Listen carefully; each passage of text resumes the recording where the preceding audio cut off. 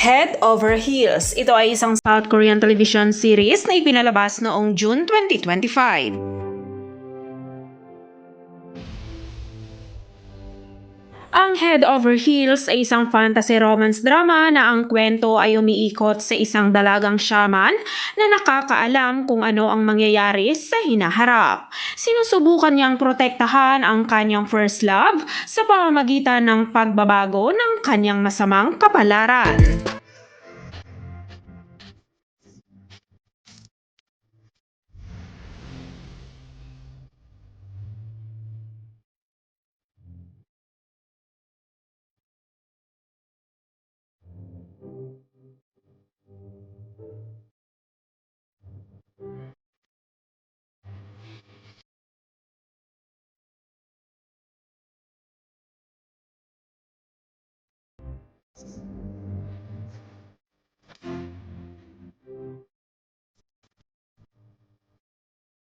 Ang Head Over Heels ay binubuo ito ng 12 episodes at ipinalabas na ang unang episode noong June 23 at ipinapalabas ito sa araw ng Lunes at Martes hanggang July 29, 2025.